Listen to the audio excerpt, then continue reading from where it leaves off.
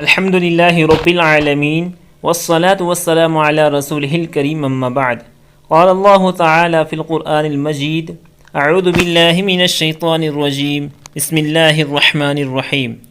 وأذن في الناس بالحج يأتوك رجالا وعلى كل ضامر يأتين من كل فج عميق ليشهدوا منافع لهم ويذكروا اسم الله في أيام معلومات على ما رزقهم من بهيمة الأنعام فكلوا منها وأطعموا البائس الفقير.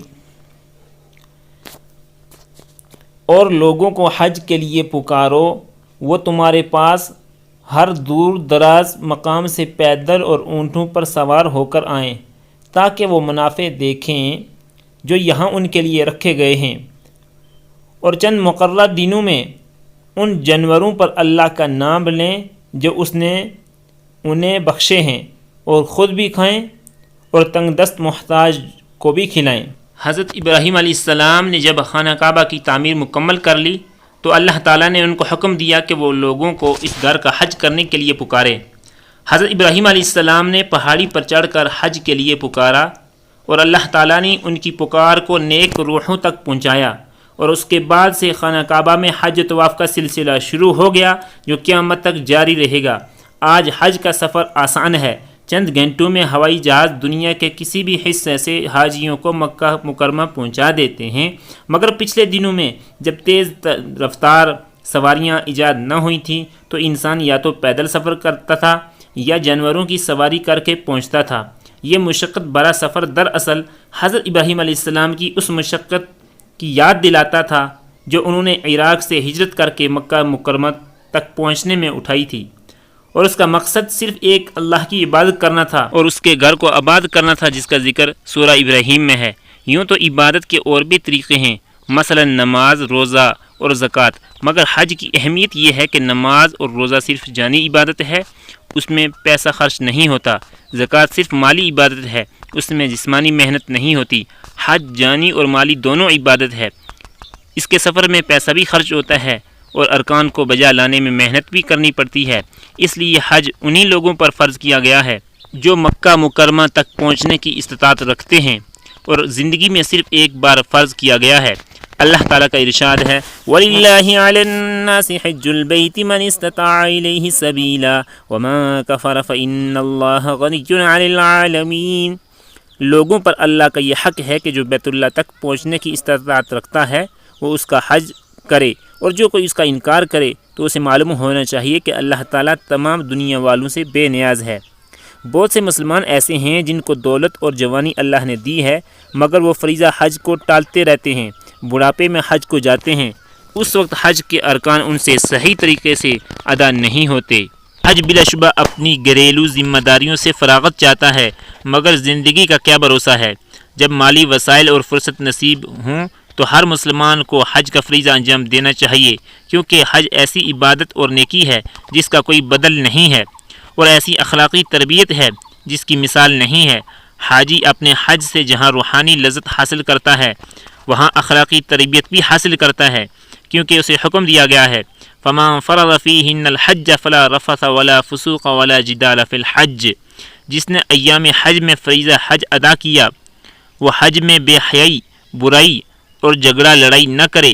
حج میں بندگی، عاشقانہ اور مستانہ کیفیت کا جو روح پرور ماحول ہوتا ہے اس کی نظیر دوسری جگہ نہیں ملتی. احرام کے نام پر 2 کھلی چادریں پہننا، کعبہ کے گرد چکر لگانا، صفا اور مروہ کے درمیان دوڑنا، عرفات کے کھلے میدان میں دن گزارنا، مزدلفہ کی وادی میں رات گزارنا، شیطان لعین کو کنکر مارنا، اللہ کے نام پر قربانی دینا، سر کے بال منڈوانا، پھر خانہ کعبہ کا طواف کرنا اور کثرت سے ذکر و تلاوت کا اہتمام کرنا، ایسے مناسک ہیں جن کا تعلق صرف عمل کرنے سے ہے. جن بندوں نے حج کیا ہے وہ اللہ کی عطا کردہ اس لذت بے خودی سے واقف ہیں. اسی لیے تو اللہ کے رسول صلی اللہ علیہ وسلم فرماتے ہیں: ایک عمرہ دوسرا عمرہ کے مابین کا کفارہ ہے، ایک عمرہ دوسرے عمرہ کے مابین کا کفارہ ہے، اور حج مبرور کا کوئی بدل نہیں سوائے جنت کے.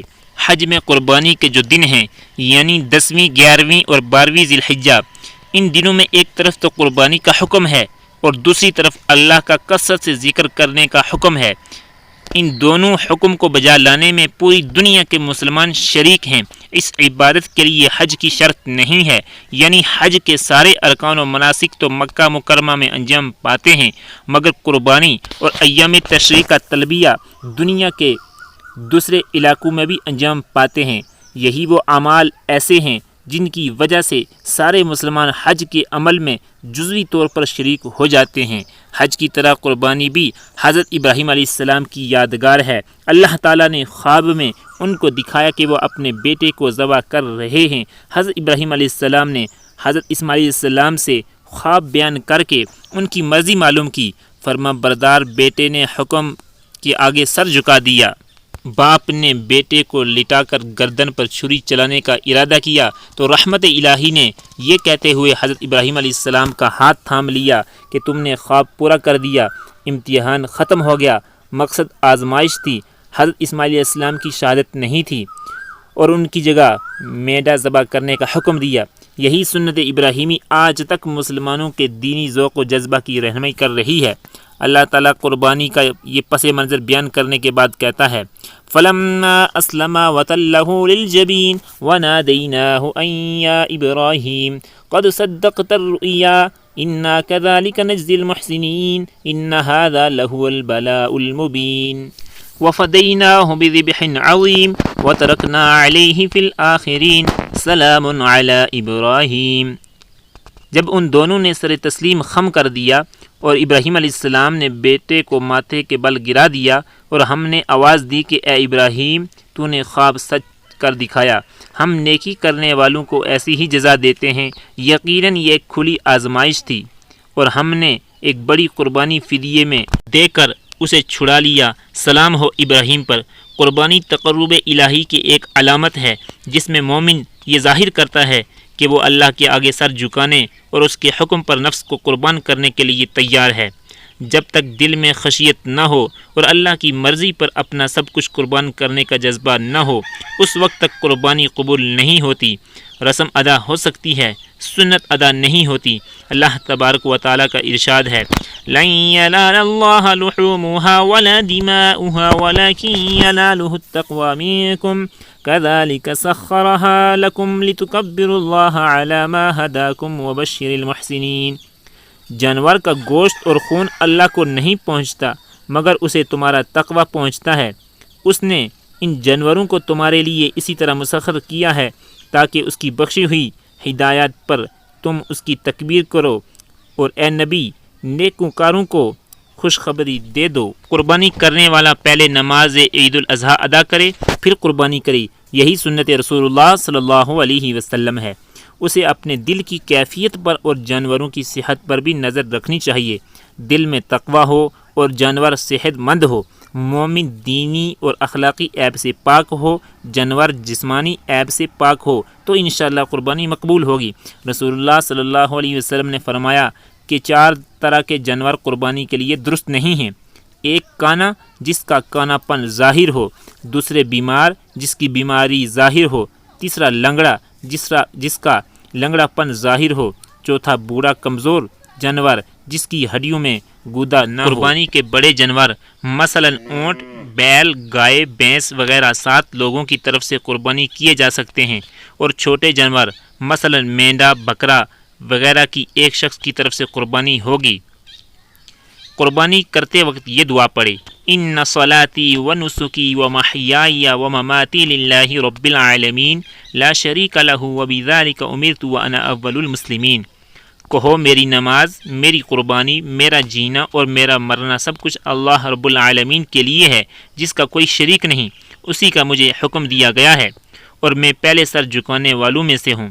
قربانی کا گوشت خود بھی کھائے، رشتہ داروں اور دوستوں کو بھی کھلائے، اور غریبوں اور ناداروں میں بھی تقسیم کرے۔ اللہ تعالیٰ سے قبولیت کی دعا کرے۔ اللہ ہم سب کی قربانی کو قبول فرمائے، آمین۔ وآخر دعوانا الحمد للہ رب العالمین۔